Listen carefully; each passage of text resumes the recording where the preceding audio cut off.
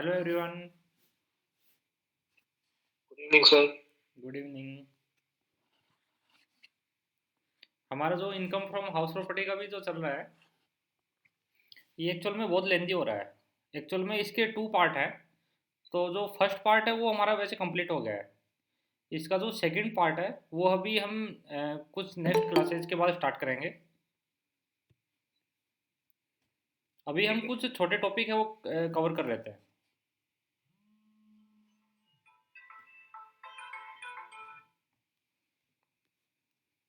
बताइए, कुछ मेजोरिटी कहना तो है? हो ही गए थे। कुछ कहना है आपको? क्या बता रहे हैं, ये कह बताइए। रहा था मेजोरिटी के टॉपिक्स कवर हो गए थे। हमारा वैसे जो इनकम फ्रॉम हाउस प्रॉपर्टी का जो फर्स्ट पार्ट है वो कवर हो गया था। जो सेकंड पार्ट है वो एक्चुअल में एक तो टैक्स ऑडिट से रिलेटेड है, एक प्रेजेंटिव इनकम से रिलेटेड है। तो वो एक्चुअल में लेंदी पार्ट है। तो उसको हम कुछ क्लासेज के बाद स्टार्ट करेंगे फिर से।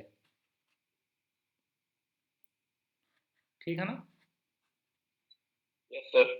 तो अभी हमें ना कुछ छोटे टॉपिक कवर कर लेते हैं। जैसे आज का मैं जो टॉपिक अभी बता रहा हूँ वो क्लबिंग ऑफ इनकम से रिलेटेड है। तो अभी स्टार्ट करें। Yes sir. चलिए अभी स्टार्ट करते हैं।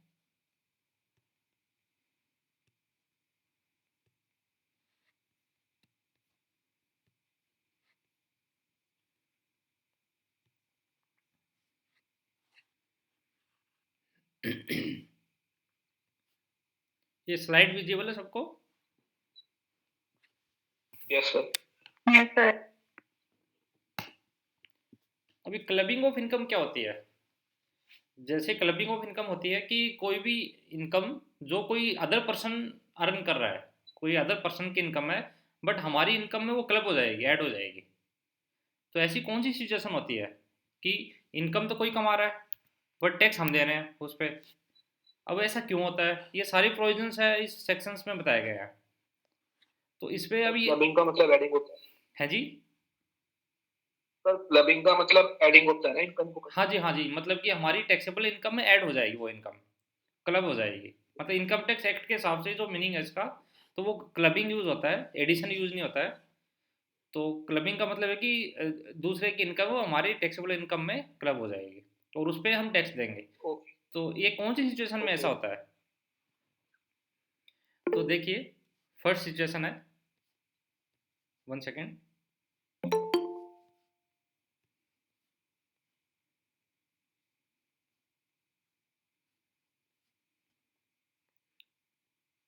ये देखिए, देखो क्लबिंग ऑफ इनकम में कुछ सेक्शंस हैं। उसमें जो फर्स्ट सेक्शन जो हमारा है सेक्शन 60, उसमें होता है ट्रांसफर ऑफ इनकम। मीन्स कि मान लो हमारे पास एक हाउस प्रॉपर्टी है और उस हाउस प्रॉपर्टी से रेंट आ रहा है। ठीक है। अब वो उस रेंट को हम अपने, मान लो किसी फ्रेंड को हमने ट्रांसफ़र कर दिया। मतलब कि जो भी हमारा रेंट आता है हम सोच रहे हैं कि हम उसकी हेल्प करेंगे, कोई फाइनेंशियल उसकी प्रॉब्लम है, तो हम जितना भी रेंट आता है उसको हम ट्रांसफ़र कर देते हैं। तो ट्रांसफ़र ऑफ इनकम, अगर कोई भी इनकम अगर उसको हम ट्रांसफ़र कर देते हैं, ठीक है, तो उसको उसके पास वो पैसा चला गया। बट जब टैक्स की बारी आई तो एक्चुअल में इनकम तो वो हमारी थी, उसकी तो है नहीं वो। तो उस पर हम हमारी जो इनकम फ्रॉम हाउस प्रॉपर्टी की कैलकुलेशन करेंगे तो वो वाली इनकम है वो हमारे वाले में, मतलब जो ट्रांसफर है, जो ट्रांसफ़र कर रहा है उसकी इनकम में वो ऐड हो जाएगी। मतलब कि उसकी इनकम में वो क्लब हो जाएगी।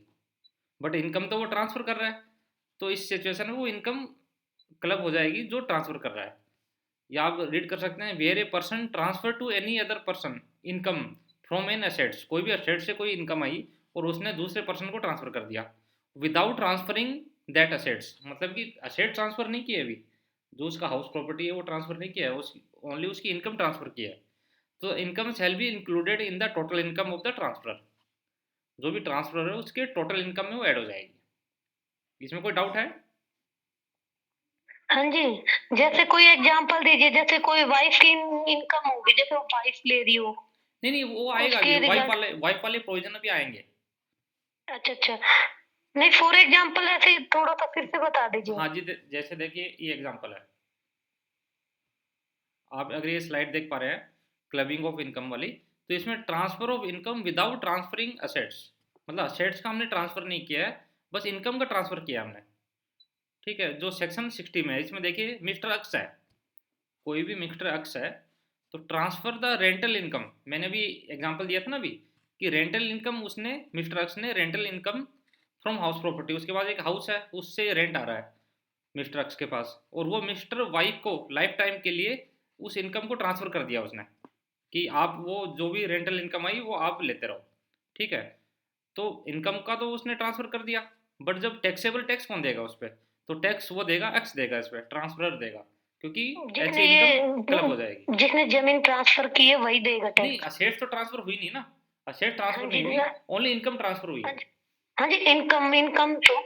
अब जैसे मान लो आप रेंट पे रहते हो, हाँ ठीक जी है, तो आप उसका रेंट देते हो, तो आपका जो लैंडलॉर्ड है, मकान मालिक है या हाउस ओनर है, उस रेंट को मान लो वो कहीं भी अपने फ्रेंड को उसको दे रहा है, मतलब कि वो यूज़ नहीं कर रहा है उस इनकम को, उस इनकम को वो दूसरे फ्रेंड को दे देता है हमेशा। ठीक है, ओके तो वो इनकम तो दूसरे के पास चली गई, बस असेट तो उसी के पास है। ठीक है, तो अगर इनकम उस किसी दूसरे के पास चली गई है, तो जब टैक्स कौन देगा उस इनकम पे, टैक्स वो देगा, लैंडलॉर्ड देगा तुम्हारा। ओके ओके ठीक है ना, तो इसमें ये है कि transfer of assets without transferring of assets, transfer of income, sorry, transfer of income without transferring of assets under section 60।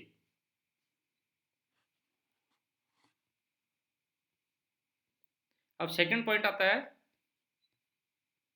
हमारा सेक्शन 60 हो गया, अब सेकंड पॉइंट आता है 61, सर ये रिवोकेबल। सेक्शन 60 में एसेट्स के लिए ही है या फिर जैसे बिजनेस एंड प्रोफेशन और सैलरी इनसे रिलेटेड इनकम ट्रांसफर की तो?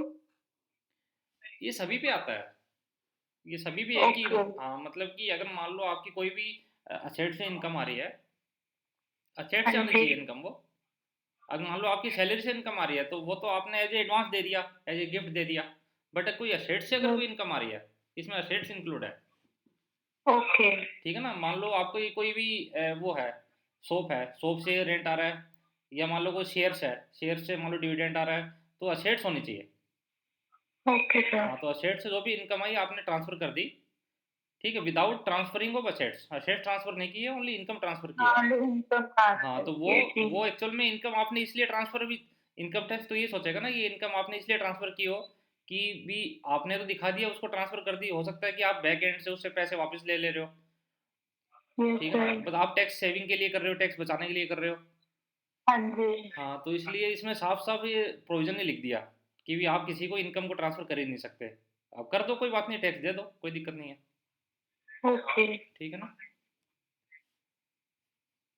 अब नेक्स्ट हमारा है रिवोकेबल ट्रांसफर ऑफ असेट्स। इसमें देखिए इस असेट्स में असेट ट्रांसफर हो रही है, उसमें फर्स्ट वाले में था कि असेट ट्रांसफर नहीं हो रही, बट इस वाले में असेट ट्रांसफर हो रही है, बट रिवोकेबल ट्रांसफर है। रिवोकेबल ट्रांसफर क्या होता है कि आपके पास जो भी ट्रांसफर कर रहा है उसके पास राइट है कि वो उस असेट्स को वापस कभी भी ले सकता है। जैसे मेरे पास एक हाउस है, वन सेकेंड,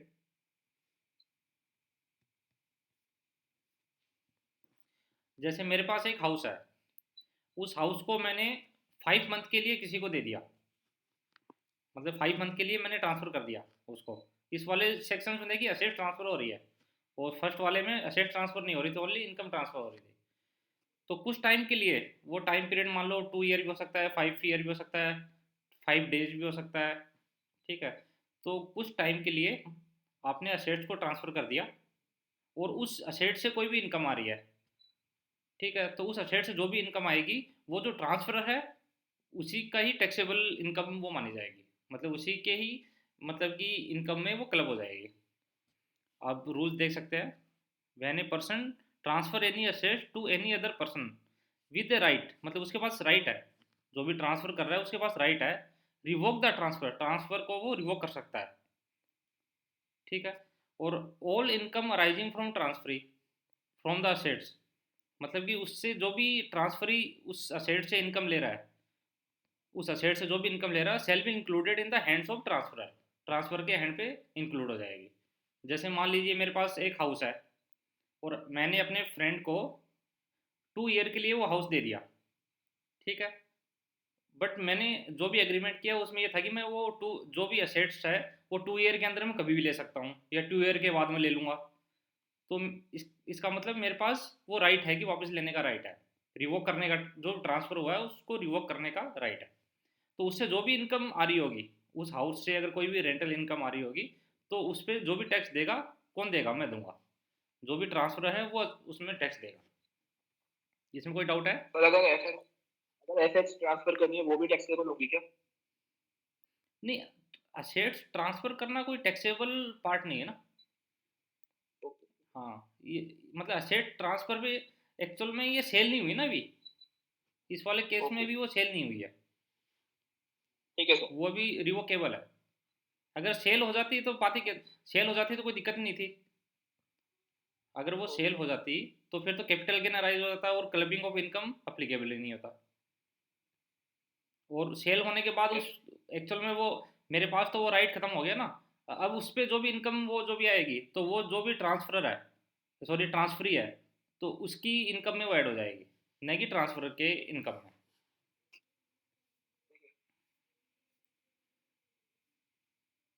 अब देखिए, transfer of assets along with revocable transfer, मतलब ट्रांसफर ऑफ एसेट्स हो रहा है फर्स्ट वाले में, ट्रांसफर नहीं हो रहा था एसेट्स का, इसमें ट्रांसफर हो रहा है। और इसमें देखिए एग्जांपल देखिए, mister X transfer the house property transfer कर रहा है to mister Y for 7 years, 7 year के लिए ट्रांसफर कर रहा है। And such income from house property, जो भी इनकम आएगी हाउस प्रॉपर्टी से for 7 years shall be clubbed in the hands of mister X. X transfer है तो अक्स के टैक्सेबल इनकम में वो क्लब हो जाएगी। और एक होता है इरिवोकेबल ट्रांसफर। इरिवोकेबल ट्रांसफर हम बोल सकते हैं कि मान लीजिए उसमें इस कंडीशन पे दे दिया, जैसे mister X transfer house property to mister Y, X ने वाई को प्रॉपर्टी ट्रांसफर कर दी फॉर लाइफ टाइम के लिए प्रॉपर्टी ट्रांसफर कर दी, and shall be recoverable only after revocable only after mister Y death. अगर मिस्टर वाई की डेथ हो जाती है तभी वो उसको मिलेगा। तो income from house property shall be included in the hands of mister Y, मतलब मिस्टर वाई के हैंड पे वो टैक्सेबल हो जाएगी टिल डेथ, और डेथ के बाद मिस्टर एक्स के पास आ जाएगी, तो इसको इरिवोकेबल ट्रांसफर बोलते हैं। तो ये सेक्शन बस रिवोकेबल ट्रांसफर पे एप्लीकेबल होता है। ठीक है, हमारे 60 और 61 सेक्शंस हो गए हैं।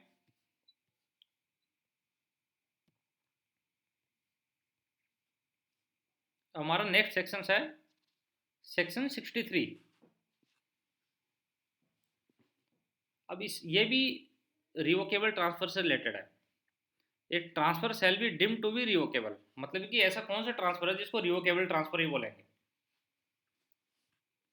तो इसकी एक क्लेरिफिकेशन बोल सकते हो। तो it contain any provision for री ट्रांसफर डायरेक्टली और इनडायरेक्टली ऑफ द होल और any part of the income और असेट टू द ट्रांसफरर, मतलब कि उसमें ऐसे प्रोविजन हो ऐसे ट्रांसफर में कि उसको फिर से ट्रांसफर किया जा सके, या फिर कोई भी प्रॉपर्टी है उसके कुछ पार्ट्स को ट्रांसफर किया जा सकते हैं, वापस लिया जा सकते हैं, या if any way gives the transfer a right to assume power directly और इनडायरेक्टली और द होल और any part of the income, मतलब कि उसके पास पावर हो, मतलब कि जो भी ट्रांसफर है उसके पास वापस लेने की पावर हो, उसको रिवोकेबल ट्रांसफर बोलते हैं या डिम टू रिकवरेबल ट्रांसफर बोलते हैं। ये बस डेफिनेशन है, ये छोड़ दीजिए। अब हमारा एक सेक्शन है नेक्स्ट है इनकम ऑफ स्पाउस। अब स्पाउस की इनकम भी टैक्सेबल हो जाएगी, मतलब कि क्लब हो जाएगी। अब कौन से कंडीशन में क्लब होगी? अब स्पाउस का मतलब क्या है? स्पाउस का मतलब ये होता है कि अगर हस्बैंड है तो उसकी वाइफ स्पाउस हो गई, और अगर वाइफ है तो उसका हस्बैंड स्पाउस हो गया। ठीक है, मतलब ऐसा नहीं है कि ओनली वाइफ को ही स्पाउस बोलेंगे, हस्बैंड को भी स्पाउस बोलते हैं।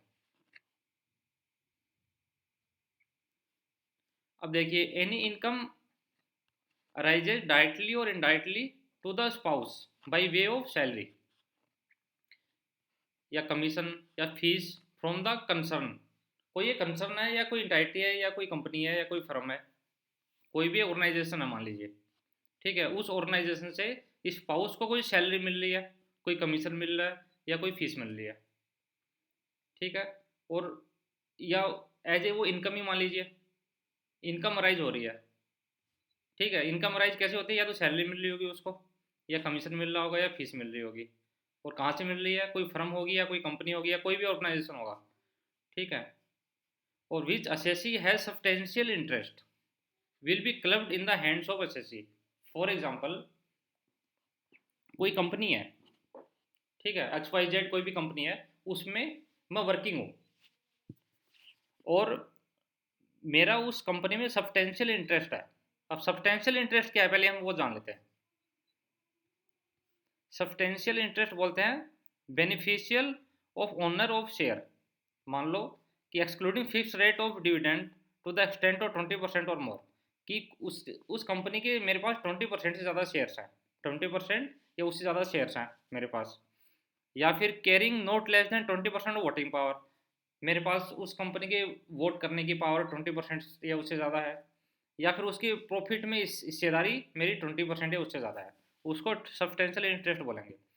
तो कोई भी XYZ कंपनी है, उसमें मेरा सब्सटेंशियल इंटरेस्ट है, ठीक है, मतलब मेरे पास पावर है उस कंपनी में, ये बोल सकते हैं। और उसमें मेरी स्पाउस वर्किंग है, उसमें मेरी स्पाउस या वाइफ है, वो जॉब करती है मान लीजिए, ठीक है। और उसमें मान लो मैं उसको कुछ सैलरी दे रहा हूँ या उसको कुछ कमीशन दे रहा हूँ या कोई भी फीस दे रहा हूँ, और where clubbing will not take place. अब कौन सी सिचुएशन में क्लबिंग नहीं होगी? If the remuneration is on account of technical और प्रोफेशनल या क्वालिफिकेशन ऑफ द स्पाउस। अब मेरी जो स्पाउस है, वाइफ है, वो मान लीजिए LLB है, ठीक है। अब उस कंपनी में वो सर्विस करती है और वो अपनी कुछ प्रोफेशनल क्वालिफिकेशन की वजह से उसको रेमुनरेशन मिलता है, कुछ प्रोफेशनल सर्विस मिल रही है उसको, वाइफ को। तो उस वाले केस में जो भी सैलरी उसको मिलेगी वो क्लब नहीं होगी, ठीक है। If the relationship of husband and wife cease to exist, कि मेरा और वाइफ का अभी कोई भी हस्बैंड एंड वाइफ का रिलेशनशिप अभी नहीं है, उस वाले केस में भी वो क्लबिंग नहीं होगी, और अदरवाइज वो क्लबिंग हो जाएगी इनकम। इसका मतलब डाइवोर्स नहीं होता है जी, और रिलेशनशिप सीज होने का मतलब डाइवोर्स नहीं होता। डाइवोर्स ही बोल सकते हो, तभी तो रिलेशनशिप खत्म हो जाएगी, डाइवोर्स ही बोल सकते हो। ऐसे अलग अलग रह रहे हैं तो वैसे तो हस्बैंड वाइफ है ही वो। True, yes sir. कोई डाउट है? तो मेरा एग्जांपल ये था कि XYZ कंपनी में मेरा सब्सटेंशियल इंटरेस्ट है, ठीक है, और मेरी वाइफ है उसमें वर्किंग है और उसको सैलरी मिल रही है। और वो सैलरी मान लो वो LLB नहीं होती या कोई भी प्रोफेशनल स्किल्स या कोई टेक्निकल स्किल्स की वजह से उसको सैलरी नहीं मिल रही, बस मैंने बस सैलरी दे दी उसको कि चलो मेरी वाइफ है उसको दे दो 10 लाख रुपए या 5 लाख रुपीज़, ठीक है। तो उस वाले केस में जो भी उसको इनकम मिल रही है, जो भी उसको इनकम मिल रही है वो मेरी टैक्सेबल इनकम में ऐड हो जाएगी। मतलब उसकी जो भी सैलरी मिल रही है, कोई कमीशन मिल रहा है, फीस मिल रहा है, तो उसको जो भी इनकम राइज हो रही है, अब वो इनकम राइज क्यों मानी जाएगी? इसलिए मानी जाएगी कि मेरा उस कंपनी में इंटरेस्ट था, सब्सटेंशियल इंटरेस्ट है, मेरे पास पावर है कि उसको मैं इनकम दिला दूँ बिना मतलब की, ठीक है। तो उससे क्या होगा कि कंपनी का एक्सपेंडिचर है वो इंक्रीज हो जाएगा और कंपनी का जो भी टैक्स बचेगा उसमें हो सकता है कि मेरी कोई हिस्सेदारी हो, क्योंकि टैक्स में तो मेरा वैसे भी प्रॉफिट में उसकी हिस्सेदारी थी या उसके शेयर्स में हिस्सेदारी थी या वोटिंग पावर में मेरी हिस्सेदारी थी। तो ये हो सकता है ना कि मैंने जानबूझ के उसको इसीलिए जॉब पे रखा हो कि उसको जो भी इनकम मिलेगी, हो सकता है घर पे जाके मैं उससे ले ले रहा हूँ इनकम की, चलो मेरे पास तो फ्री में आई पैसा हो। बट अगर वो प्रोफेशनल और क्वालिफिकेशन की वजह से या टेक्निकल क्वालिफिकेशन की वजह से अगर उसको इनकम मिल रही है, उस वाले केस में वो क्लब नहीं होगा, क्योंकि फिर ये माना जाएगा कि उसने उसको एज ए टेक्निकल या प्रोफेशनल सर्विस दी है, ठीक है। इसमें कोई डाउट है? No sir. इसमें कोई कंफ्यूजन है? No sir. अब देखिए एक सिचुएशन ये भी बन सकती है कि हस्बैंड और वाइफ दोनों का मान लो सब्सटेंशियल इंटरेस्ट हो, मतलब उस कंपनी में वाइफ का भी सब्सटेंशियल इंटरेस्ट हो, मेरा भी सब्सटेंशियल इंटरेस्ट हो, दोनों का भी हो सकता है, ठीक है। तो अब देखिए when both the husband and wife do not have any professional और टेक्निकल क्वालिफिकेशन, मतलब न तो मेरी कोई क्वालिफिकेशन टेक्निकल क्वालिफिकेशन है, ना उसकी कोई टेक्निकल क्वालिफिकेशन है, ठीक है, but has substantial interest, but substantial interest दोनों का है। Then the remuneration will be clubbed in the hands of that spouse whose income is higher. तो जो भी इनकम मिलेगी तो किसके हैंड पे वो टैक्सेबल होगी? हम दोनों से जिसकी भी इनकम ज़्यादा होगी, ठीक है, हम दोनों से जिसकी भी इनकम ज़्यादा होगी उसके हैंड पे वो क्लब हो जाएगी। मतलब अगर दोनों का सब्सटेंशियल इंटरेस्ट है, मतलब दोनों की 20-20% वोटिंग पावर है, या 20-20% प्रॉफिट में अगर उसकी हिस्सेदारी है, या फिर शेयर उसने 20% या उससे ज़्यादा ले रखे हैं, और दोनों का कोई टेक्निकल और प्रोफेशनल क्वालिफिकेशन भी नहीं है, बस सब्सटेंशियल इंटरेस्ट है दोनों का, तो उससे जो भी इनकम होगी वो दोनों में से किस में क्लब होगी? जिसकी भी हायर इनकम होगी उसमें क्लब हो जाएगी। इसमें कोई डाउट है? No sir. अब देखिए एक और प्रोविजन आता है, असेट्स ट्रांसफर टू स्पाउस। एक और स्पाउस से रिलेटेड आ रहा है। उसमें तो ये था कि कोई भी कंपनी में हम उसको सैलरी दिलवा रहे हैं। अब दूसरा आ रहा है कि मैंने कोई असेट्स ऐसी ट्रांसफ़र कर दी उसको जो बहुत कम पैसे में की, कि अगर वो मैं ट्रांसफ़र अगर किसी और को करता तो कोई एडिकेट कंसिडरेशन में करता।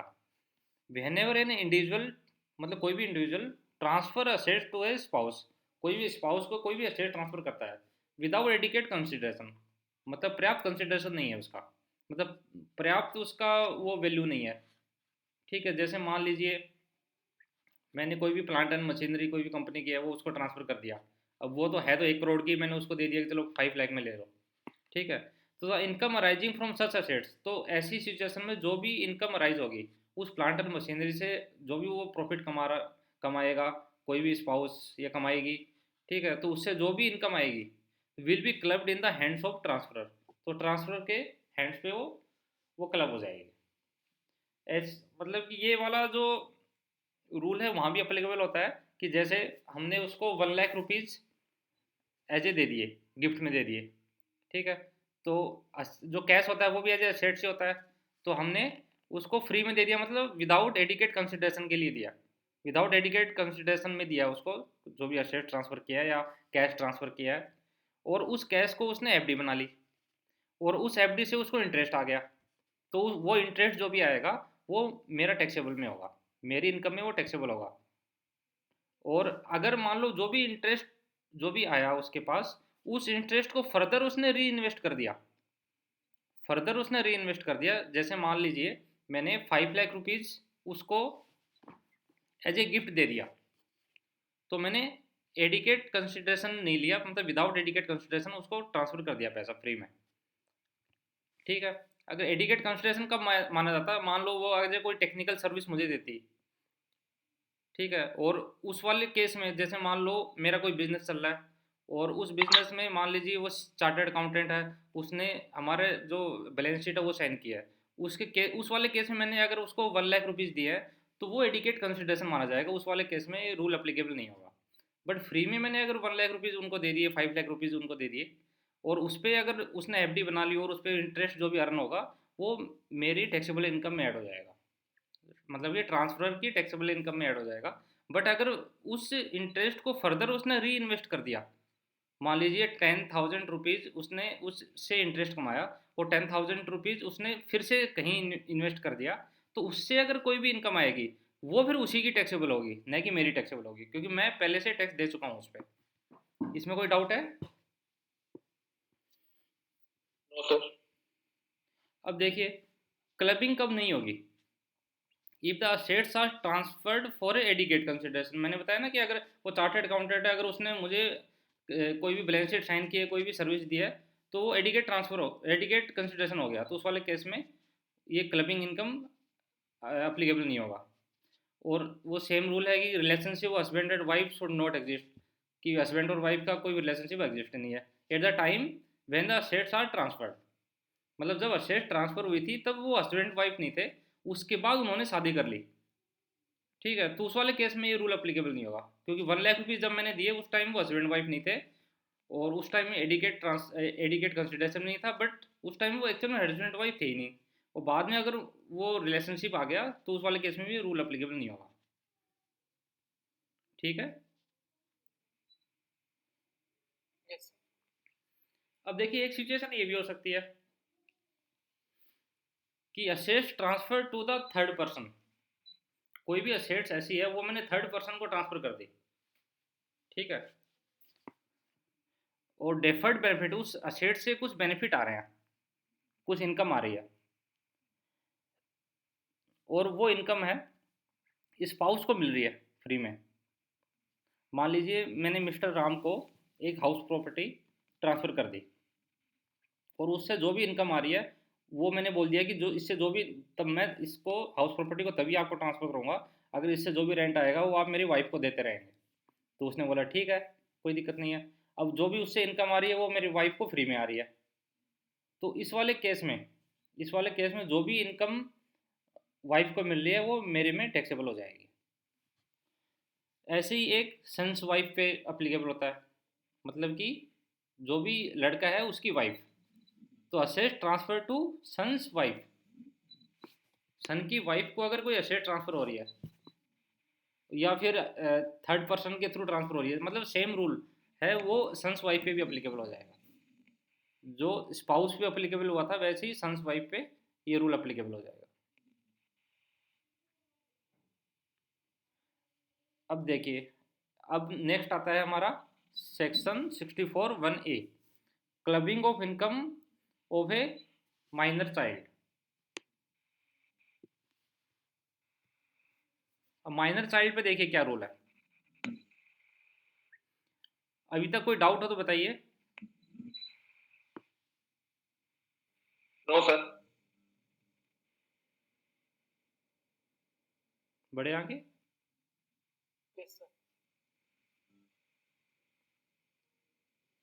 अब देखिए जो भी माइनर चाइल्ड होगा उसकी जो भी इनकम होगी वो पेरेंट्स पे टैक्सेबल होगी, ठीक है। अब देखिए इसमें दो कंडीशन है। In the case the marriage of the parents exist, अगर हस्बैंड वाइफ की मैरिज एग्जिस्ट है, मतलब हस्बैंड वाइफ अलग अलग नहीं है, अलग अलग नहीं रहते हैं, तो हस्बैंड वाइफ की मैरिज एग्जिस्ट है, then that income will be clubbed in the hands of the parents whose income is higher. मतलब अगर मान लो कोई भी चाइल्ड की इनकम कोई भी आ रही है और उसमें हस्बैंड और वाइफ दोनों की टैक्सेबल इनकम है, वो दोनों साथ रहते हैं, तो टैक्सेबल इनकम में फिर वो किस में वो क्लब हो जाएगी, तो जिसकी इनकम हायर है, जिसकी इनकम ज़्यादा है उसमें वो टैक्सेबल हो जाएगी।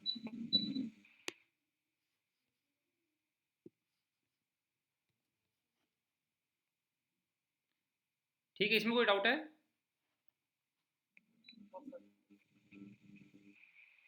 इसमें कुछ वॉइस का कुछ डिस्टरबेंस हो रहा है, किसी को सुनाई दे रहा है? थोड़ा बहुत आ रहा है। पता नहीं कौन सी प्रॉब्लम आ रही है। सर बारिश हो रही है ना इसलिए। बारिश हो रही है बाहर? हाँ जी। नहीं तो फिर उससे क्या फर्क पड़ सकता है? पता नहीं नेटवर्क सर। पे पक्का है। एक बार बीच में भी, पहले भी एक बार मैं टेली पढ़ा रहा था, पता नहीं क्या पढ़ा रहा था, तब प्रॉब्लम आई थी एक क्लास में। वो सेम प्रॉब्लम तो नहीं आ रही? नहीं सर, ये वो वाली प्रॉब्लम। वो वाली तो नहीं है ना? बट वो अभी ना, तक ना, समझ में नहीं आई कि वो वाली प्रॉब्लम थी क्या। नेटवर्क का इशू था वो। अच्छा, नेटवर्क का था। चलिए चलिए देखिए, मतलब माइनर चाइल्ड है, उसकी जो भी इनकम आ रही है, तो पेरेंट्स में जिसकी भी इनकम हायर होगी उस पर वो टैक्स मतलब क्लब हो जाएगी। और if the marriage of parents does not exist, मतलब कि मैरिज एग्जिस्ट नहीं है, तो बच्चा जिसके साथ रहता है, मतलब कि जो भी मेंटेन करता है पेरेंट्स, वो मेंटेन द माइनर चाइल्ड, जो भी बच्चा उसके साथ रहता है उसकी इनकम वो क्लब हो जाएगी। अब क्लब कम नहीं होगी, तो कौन सी सिचुएशन में क्लबिंग नहीं होगी? एक सिचुएशन है if the minor child earn income through on skills और टैलेंट। अगर मान लो माइनर चाइल्ड है, उसको मान लो सिंगिंग की वो है, कैपेसिटी है, या फिर मान लो डांस वो अच्छा करता है, उसकी वजह से मान लीजिए उसने बहुत सारा वो इनकम अर्न की है, तो वो माइनर की ही टैक्सेबल इनकम हो जाएगी। और if the minor earn income through manual work, कोई उसने मान लो मेहनत करके या मजदूरी करके जो भी पैसा कमाया है, उस वाले केस में भी क्लब नहीं होगा। If the minor child is suffering from A disability in the nature of section 80U, section 80U आगे आएगा, उस वाले केस में अगर कोई भी डिसेबल पर्सन है तो उस वाले केस में भी वो टैक्सेबल नहीं होगा। अब देखिए हमारा लास्ट पॉइंट आता है conversion of self acquired property into joint family property. जैसे मेरे पास एक शॉप है, ठीक है, उससे जो भी इनकम आ रही है तो मैंने क्या किया, उस इनकम को जो भी मेरी जॉइंट फैमिली है उसको इनकम को मैंने उनको फैमिली को देने लगा मैं। मतलब conversion of self acquired property, जो सेल्फ अक्वायर्ड जो मतलब मेरी खरीदी हुई प्रॉपर्टी है, बनाई हुई प्रॉपर्टी है, वो मैंने जॉइंट फैमिली की प्रॉपर्टी में कन्वर्ट कर दिया। तो मैंने और an individual brings his self acquired property and transfer it, मतलब वो ट्रांसफर कर देता है to the family for the common benefit. Common benefit के लिए मतलब उस प्रॉपर्टी को कोई भी यूज कर सकता है, मतलब उस मतलब कि उस शॉप से जो भी रेंट आएगा वो मैंने एज ए फैमिली को देने लगा मैं, और कोई भी उस पैसे को यूज कर सकता है, ठीक है, मतलब कि कॉमन बेनिफिट के लिए। देन और कोई एडिकेट कंसिडरेशन भी नहीं है। Then income arising from such property will be clubbed in the hands of individual. जैसे हमने स्पाउस को ट्रांसफर किया था वैसे ही वो अगर वो फैमिली में भी ट्रांसफर कर देता है तब भी वो क्लबिंग ऑफ इनकम अप्लीकेबल हो जाएगा। इसमें कोई डाउट हो तो बताइए। No sir. अब माइनर चाइल्ड से रिलेटेड चलिए एक छोटा सा देख लेते हैं। अभी हमने देखा था मतलब नो क्लबिंग, कौन सी सिचुएशन में क्लबिंग नहीं होगी, मतलब कौन से केस में। Income earn by minor child on account of manual work, उसने मैनुअल वर्क किया है तब क्लब नहीं होगी, या कोई स्किल और टैलेंट के थ्रू किया है, या 80U वाला सेक्शन अप्लीकेबल हो गया है, या डिसेबल है पर्सन, ठीक है। अब दूसरा क्लबिंग अप्लीकेबल कौन सी सिचुएशन में क्लबिंग होगी, all other cases like investment income और इंटरेस्ट इनकम, मतलब कि कोई भी हमने कोई भी उसको पैसा दिया और उससे कोई इंटरेस्ट इनकम कमा रहा है तो उस वाले केस में भी क्लब हो जाएगा। तो club will be done in the hands of parents whose total income is greater, जो जिसकी भी टोटल इनकम ज़्यादा होगी उस वाले केस में वो क्लब हो जाएगी। और मैक्सिमम ₹1500 एग्जाम्पन पर चाइल्ड, इसकी एग्जाम्पन भी है, ₹1500 पर चाइल्ड की एग्जाम्पन मिल सकती है, ये ₹1500 के बाद वो क्लब हो जाएगा। ये भी हमारा हो गया था। एक छोटा सा ये देख लेते हैं।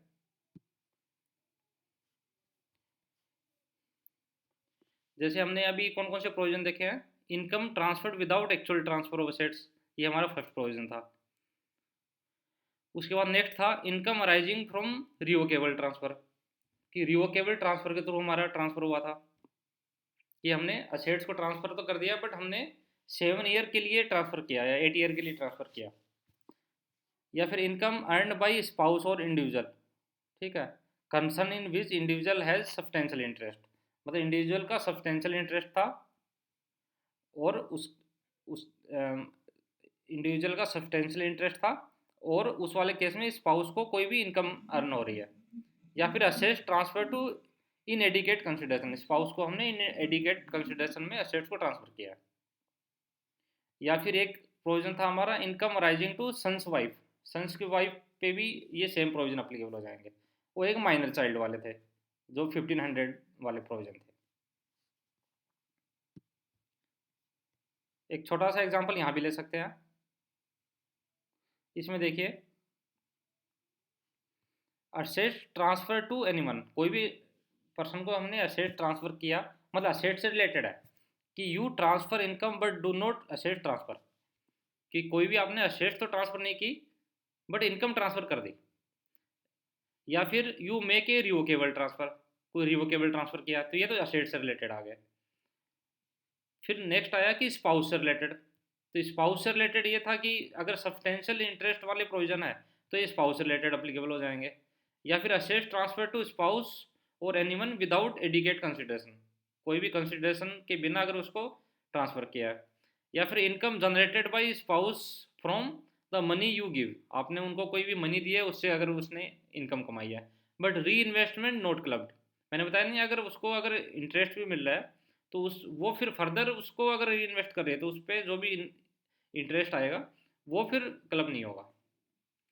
फिर है चाइल्ड से रिलेटेड कि माइनर चाइल्ड अगर है तो 1500 के ऊपर क्लब हो जाएगा। और नो clubbing man earn due to child's own knowledge और एक्सपीरियंस। ओन नॉलेज एक्सपीरियंस से अगर इनकम हुई है तो नहीं होगी। अगर मेजर है तो उस वाले केस में रूल एप्लीकेबल नहीं होंगे। और सन्स वाइफ पे भी सेम रूल एप्लीकेबल हो जाएंगे। तो ये सारी सिचुएशन पे this income get added to your income, आपके इनकम में पूरी पूरी ऐड हो जाएगी इनकम।